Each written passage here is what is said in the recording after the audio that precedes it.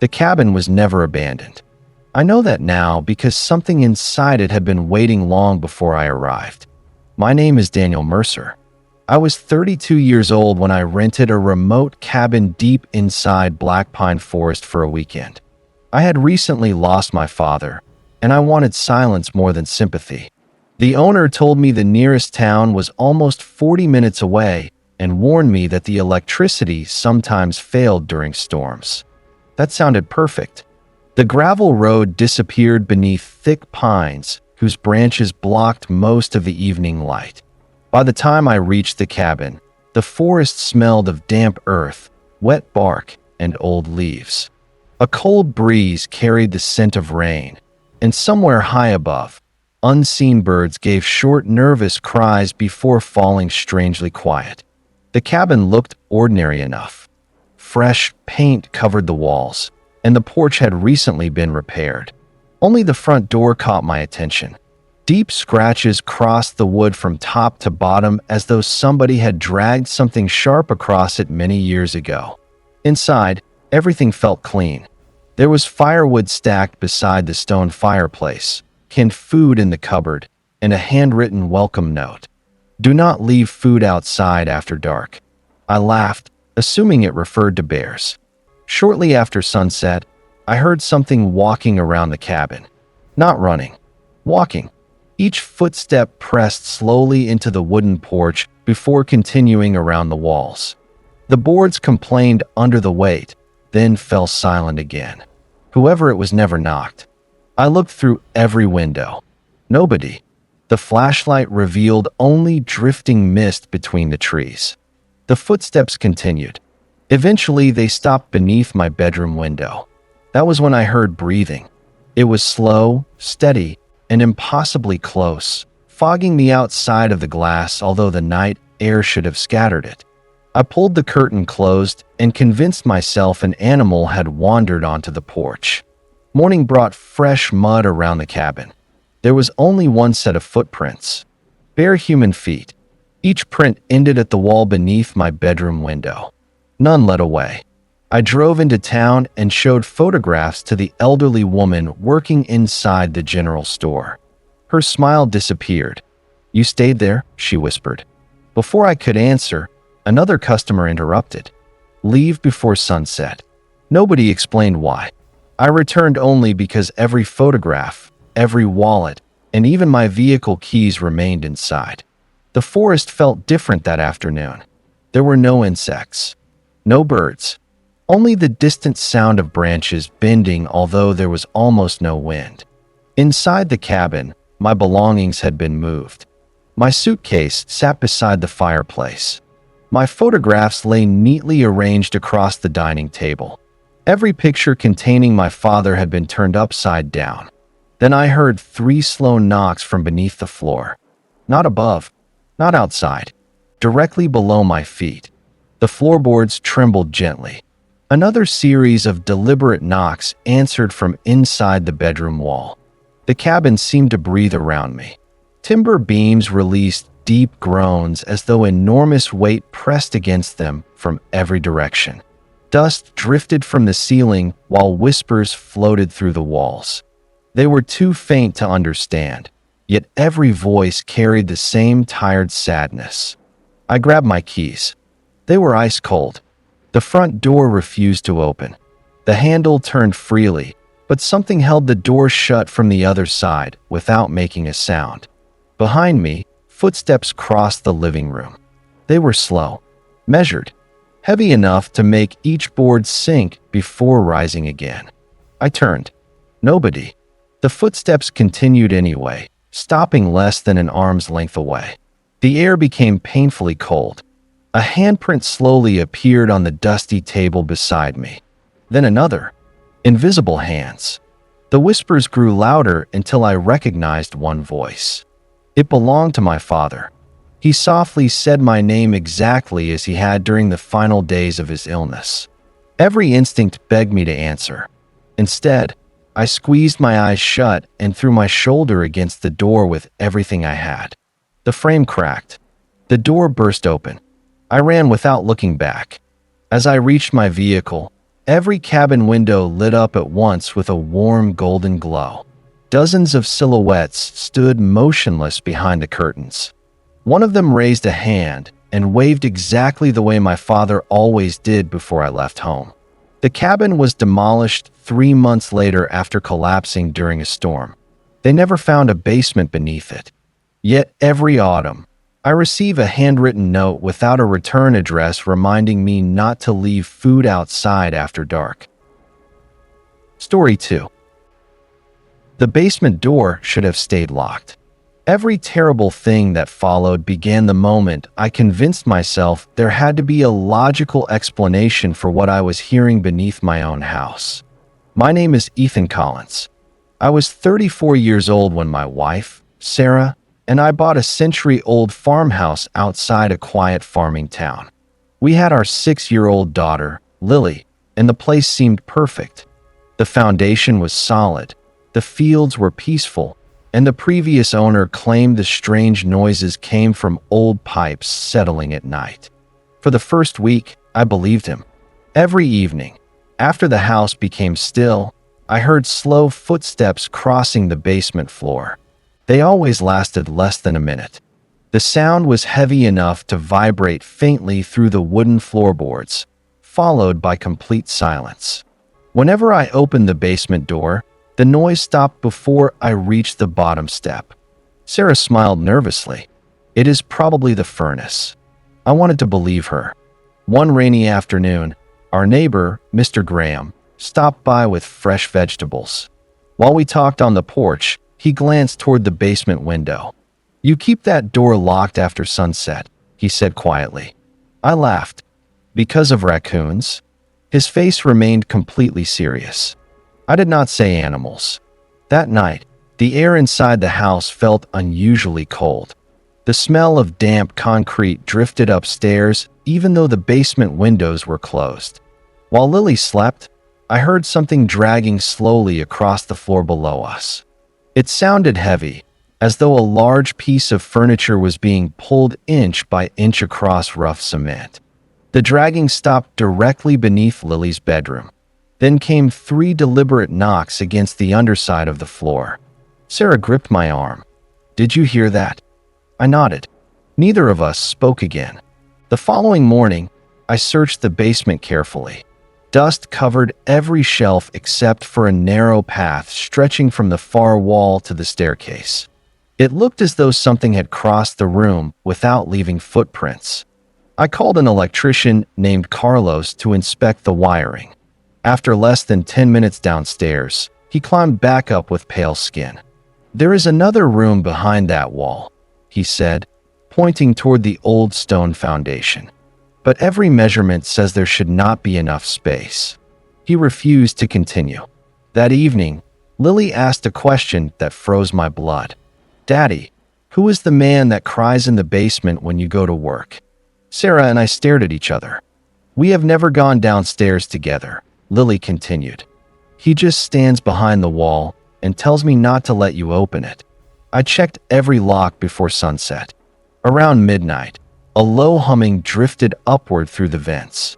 It sounded almost human, but every note carried the weight of unbearable sorrow. The walls seemed to absorb the sound and whisper it back from different directions. Then the basement door eased open by itself. Cold air rolled into the hallway. The light below flickered, although the power remained steady upstairs. I grabbed a flashlight and forced myself downward. The basement looked exactly as before until I reached the far wall. Fresh cracks spread across the old stones. Through one narrow opening, I saw another room. A single wooden chair faced the wall. Someone was sitting in it. The figure never moved, never breathed, never turned. The humming stopped. Instead, I heard slow footsteps climbing the basement stairs behind me. I spun around. Nobody was there. When I looked back, the chair inside the hidden room was empty. I ran upstairs, locked the basement door, and moved my family out the following morning. Months later, the farmhouse was demolished after the foundation unexpectedly collapsed. The construction crew reported finding no hidden chamber beneath the house. Yet every year, on the anniversary of our escape. I wake just before dawn to the unmistakable sound of slow footsteps climbing wooden stairs that no longer exist. Story 3. I still refuse to drive past St. Agnes Memorial Hospital after sunset. People think it is because I witnessed a death there, but that is only part of the truth. The real reason is that something followed me through those corridors, and I have never been completely certain that it stayed behind. My name is Nathan Brooks. I was 29 years old and working as a medical equipment technician when I was sent to repair a faulty heart monitor in the abandoned east wing of the hospital. The building was still partially operational, but that entire section had been closed for years because of structural damage. My supervisor, Karen, assured me that security would unlock the wing and remain nearby. The security officer, Miguel, met me outside the rusted fire doors. "If you hear a patient calling for help," he said with an uneasy smile, "call me first. Do not answer." I assumed he was trying to scare the new employee. The moment we entered, the air changed. It smelled of old disinfectant, damp plaster, and something metallic that lingered in the back of my throat. The fluorescent lights flickered with a faint electrical hum, leaving long stretches of hallway swallowed by shadow. Somewhere far away, water dripped at slow, uneven intervals, echoing through the empty corridors like a clock counting down. Miguel unlocked a maintenance room. "I will be downstairs if you need me." His footsteps faded into the stairwell until silence settled over the floor. While replacing cables inside the monitor, I heard a hospital bed rolling somewhere down the hallway. The wheels squeaked at irregular intervals, stopping for several seconds before moving again. The sound grew closer, then stopped outside the room. I stepped into the hallway. Nothing. Only rows of empty patient rooms with doors hanging slightly open. As I returned to work, I noticed that my toolbox had moved several feet across the floor. I frowned. I was certain I had left it beside the monitor.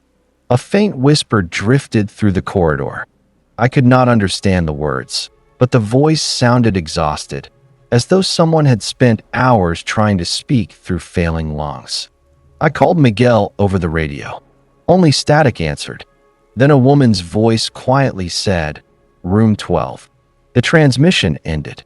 Curiosity overcame caution. Room 12 stood at the far end of the corridor. The closer I walked, the colder the air became. My flashlight caught dust floating through pale beams of light, while wallpaper peeled away in damp strips. A ceiling vent rattled overhead, although there was no airflow. The room was empty except for an old wheelchair facing the window. As I stepped inside, the door behind me closed with deliberate slowness. Not slammed. Closed. The latch clicked. The wheelchair slowly turned toward me. Nobody touched it. A patient chart rested on the seat. My name was written across the top. The admission date was tomorrow. A sharp burst of crying echoed somewhere outside, followed by hurried footsteps running through the hallway. The footsteps stopped directly outside the door.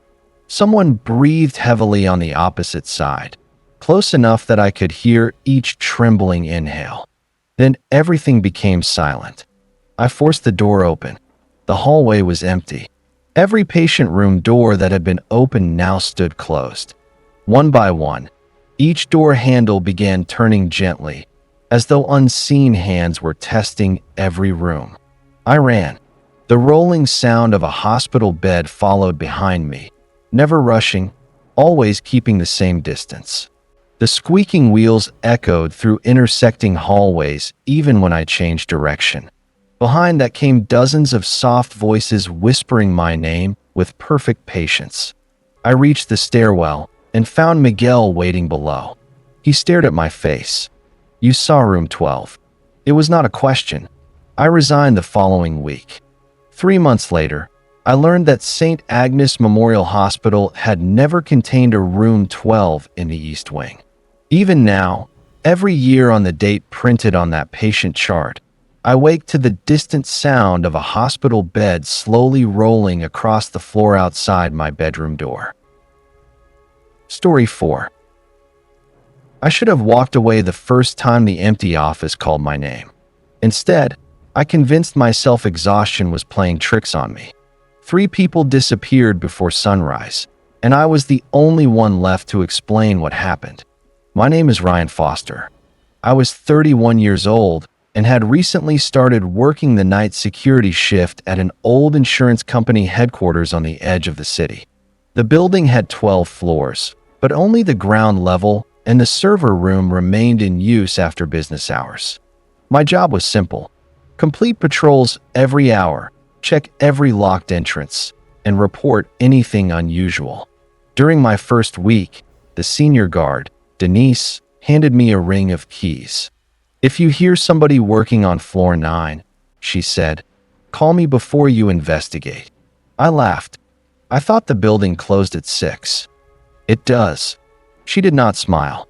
At 11 that evening, rain tapped softly against the enormous glass windows while distant thunder rolled across the skyline. The lobby smelled of floor polish and old paper. Air conditioning whispered through the ceiling vents, blending with the steady hum of fluorescent lights. Every sound seemed to travel farther than it should, making the empty building feel occupied. My first patrol was uneventful. The second was not. As the elevator reached the 8th floor, I heard a chair scrape across the floor above me. It was slow and deliberate, followed by several measured footsteps crossing what should have been an empty office. I radioed Denise.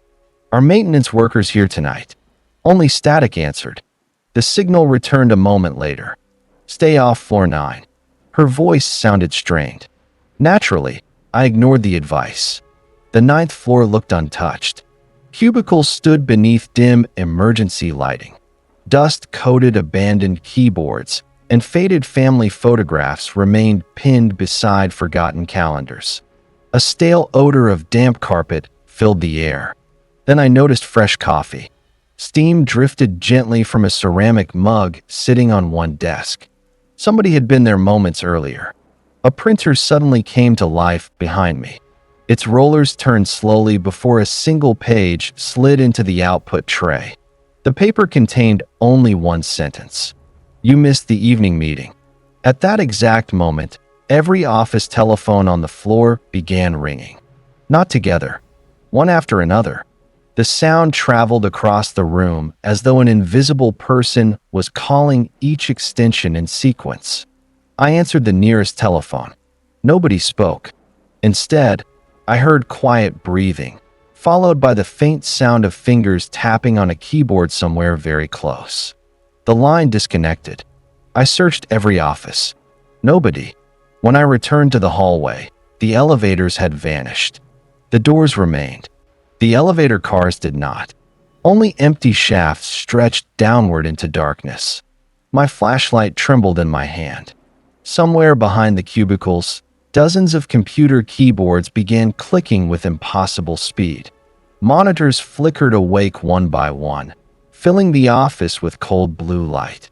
Employee photographs slowly changed until every smiling face became my own. A familiar voice called from the conference room. "Ryan, you are late." It was Denise. I rushed toward the room. She stood inside with 6 people seated around the table. None of them moved. None of them blinked. Each person stared at an empty chair waiting at the end of the table. Denise whispered without moving her lips, "Do not sit down." The conference room door slammed shut behind me. Every seated figure turned their heads toward me at the exact same speed. Their smiles widened far beyond anything human. The lights failed. In the darkness, I heard office chairs rolling slowly across the carpet toward me while dozens of hands tapped patiently against the conference table. I found the emergency exit by following the cold draft beneath the door and stumbled down 9 flights of concrete stairs. When I reached the lobby, the security cameras showed the conference room clearly. The table was empty, except for one occupied chair. Someone wearing my uniform sat perfectly still, watching the camera. I resigned before sunrise. Last month, I learned another guard had accepted the night shift. Yesterday, the company directory quietly added my photograph to the employee list for floor 9, even though I have not worked there for 6 years.